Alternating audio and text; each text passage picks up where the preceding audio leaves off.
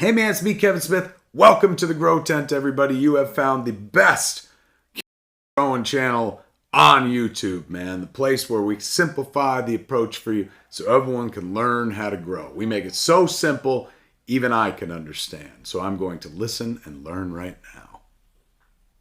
Woo! What's going on, everybody? Welcome back to the Grow Tent. We got a great episode for you today. I don't know, am I feeling the pink and blue? Yeah, I'll leave it. I think the pink's kind of like mixing with the red. Anyway, guys, we got a great episode for you today. Today we're going to be talking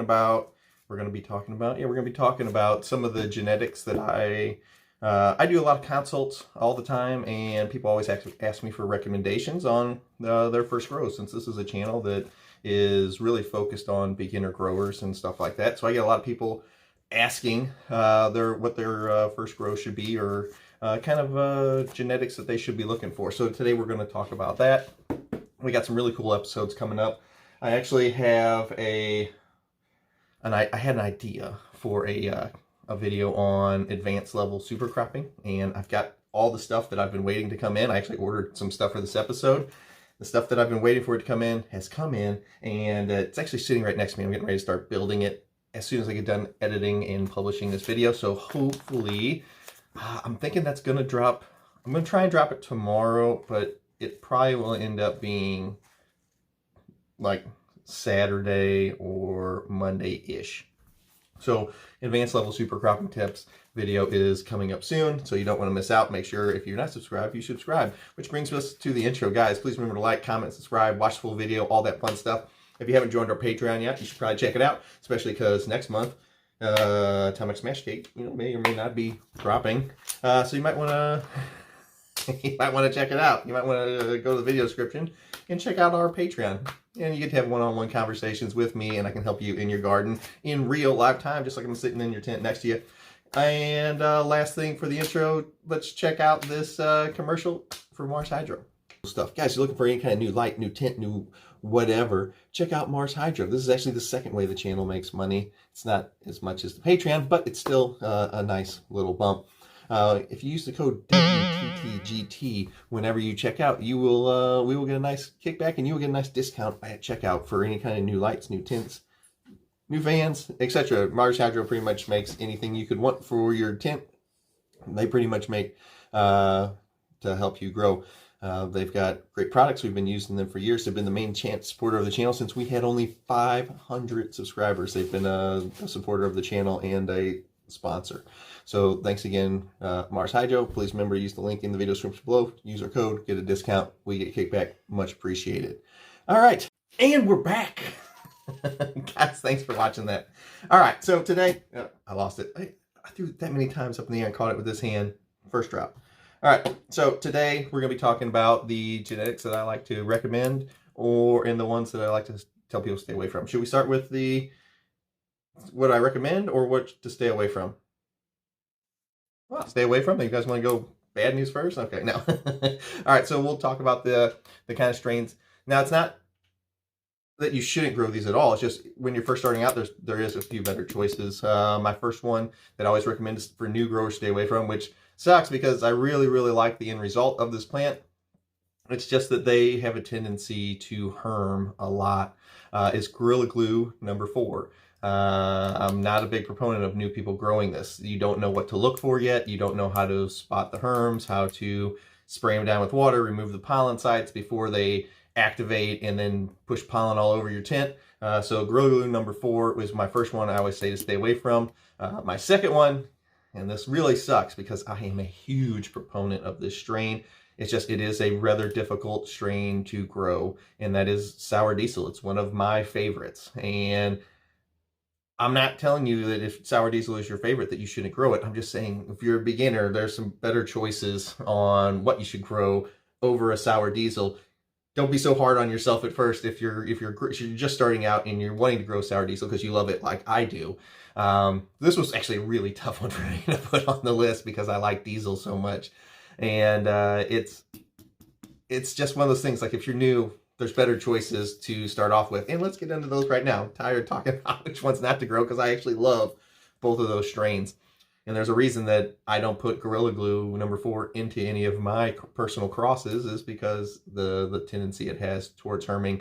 And even if you grow it correctly, even if you're not hard on it, which most new growers are, I mean, you're not most, almost all of you, let's just put all of new growers are hard on their plants.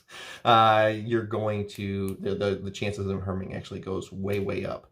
It's just built into it, but the juice is worth the squeeze, as we like to say. So even though we know the tendencies it has to do that, it's the end product is still fantastic. I mean, it's an amazing cultivar. It's an amazing strain. So you don't have to avoid it. Just avoid it at first till you get better at looking and picking out what you're looking for and knowing what you're looking for, because you can miss it real easy and then pollinate your whole tent. Then you have a whole tent full of seeded bud that all the seeds are worthless because they came from a herm. All right, so let's talk about ones that are more on the easier style to grow. And when I say the more easy style to grow, they generally all of the the herming traits, all of the different phenotypes, they've all pretty much been washed out of these, as long as you're getting these from a reputable place. My first one is Northern Lights. Northern Lights is a fantastic beginner grower strain. It is it's a very, we're a very hands-off approach type of grow. It's extremely adaptable to a hands-off type of grow. They're extremely mold and mildew resistant, which is always a fantastic thing. And the end yield and end product are always fantastic, even if you're a new grower and you're kind of hard on them. So Northern Lights probably not one you hear talked about a lot anymore, but I'm telling you, in result, it's fantastic, and it's a really easy cultivar or strain to grow. I'm still going to say strain. I don't like cultivar. I like the word strain. That's what I grew up with. So Northern Lights, if you haven't, it was super popular back in the day, and I'm telling you right now, it's still just as fantastic as it was. May not have all the cool names and stuff like that in it, but I'm telling you, it's awesome. You should try it out, and it's really easy to grow. My next one is another older strain, but it has a new twist to it, and it is White Widow crossed with Big Buds. There was a few companies that used to make this, and if you were looking for where to get it, you can email me at tothegrowtent@gmail.com. I'll just put it up. You can email me, and I can tell you a place that has it. I can't put it up on YouTube because then they yell at me and I get a strike, so I'm not going to put it up on YouTube. But you can email me if you're looking for the place that used to make it. I don't know. I think they still make it. It was one of my favorite strains, and it's actually I use it in one of my original base genetics because I liked it so much, just because of the ease to use. The yield was off the freaking charts, and it was one of my favorite things for helping me with my anxiety and my ADHD. How it works with you, I don't know, but for me, I'm just saying, for me, that's what it helped with. And I used to take it everywhere with me. And so White Widows crossed with Big Buds, it was extremely easy to grow. Like hardly you needed any newts. I barely had to water it. It was super hands off, extremely easy to train. The stretch was always dependable and repeatable. So White Widow crossed with Big Buds is my number 2, and my number 1 is extremely biased. And if you actually look way down the genetic line in it, you will find White Widow crossed with Big Buds as one of its original great grandparents, all the way down from back there. And my number 1 pick is, I am biased, but is Purple Frost Giant. It is my favorite strain of all time.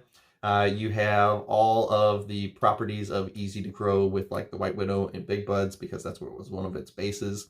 And then we mixed Granddaddy Purple into it and got the color and the taste. And it tastes like grape soda, and it's extremely easy to grow, and the yields are enormous. There is actually entire dispensaries and stuff and cultivation farms that grow it and supply it to their dispensaries because people like it so much. And I'm pretty happy about that. And I remember I got a call from them asking if they could use my logo in their store on it. And I said, yeah, absolutely. I don't need anything for it. Just put it on there. I don't care. So if you go to some dispensaries in the Midwest, you can actually find it. And I guess you can email me that if you were somewhere in the upper Midwest, I think, is where they're at. And if you're looking for places to find it, because there's actually farms that grow it now. So I'm pretty stoked about that. So that's kind of like my 5 picks for, I threw a couple of ones to avoid. You don't have to, but you can still grow them, especially the sour diesel is so fantastic. in yield. But it's just, if you're a newer grower and you're having problems, probably not the best one to jump onto. You know what I mean? Same with the Gorilla Glue number 4. Absolutely awesome end result. It's just, if you're a new grower, it can make your life a little bit more difficult. And I would recommend getting a couple good grows under your belt before you try to jump into one of those harder versions. And so, recap for my top 3 for new growers is Northern Lights. I know these are picks that most people aren't going to say, but as somebody that deals with tons and tons and tons of new growers, and I have 40 to 50 consults every single week. I mean, the consults are like a full-time job by themselves because there's so many. But as somebody that does that every single week, I'm telling you, the people have really good results with Northern Lights, White Widow crossed with Big Buds, and then PFG, of course. But I am I put it at number 1, but I am biased. I'm biased, but it's only because I've made tons and tons of different cultivars or strains over the years, and it's still one of my favorites. So check those out. I hope you guys have a fantastic weekend. Remember, if you haven't subscribed yet, to go ahead and subscribe, because we got some really cool. I got a really cool video coming up on advanced level super cropping, and one where YouTube won't be able to shadow ban it because it doesn't have any plants in it. So this was a little bit in the making. I'm thinking about how to do this, but I think it's going to turn out really cool. Really open up some people's eyes, because a lot of people get confused when I talk about different levels of the plant, and they don't understand whatever I mean whenever I'm saying, if you've got a plant and it's got different levels, they get a little confused at that part. So I think this way, because we tried it on the chalkboard, we've done it with the plants, we've done it with the dry erase board, we've done it with plants, we've done it with drawings. I mean, I've done it a bunch of different ways. I did it with rulers and pens and pencils the other day on the live stream, and it was that one on the live stream where I was like, I can do this a better way without showing the plants, because if I show the plants, then nobody gets to see the video. Only like 1,000 people get to see the video whenever we do it with the plants. So I think I figured out a new way to do it, and I think it'll be a super awesome explanation on getting people to like, oh, that's what he's talking about, and it will really make it click. And it's kind of one of those things where you can hear something over again, but eventually it just clicks with you. That's why I explain things different ways. Well, like we'll do it with the plants or with the dry erase or with anything. I'm trying different ways to get it to click, and I think you guys are gonna like it. So I hope everybody has a good weekend. We're in snake show mode because we have snake show this weekend. So like, we got the Spartan Pythons t-shirt on, designed by me once again, and we got the Spartan Python shirt on.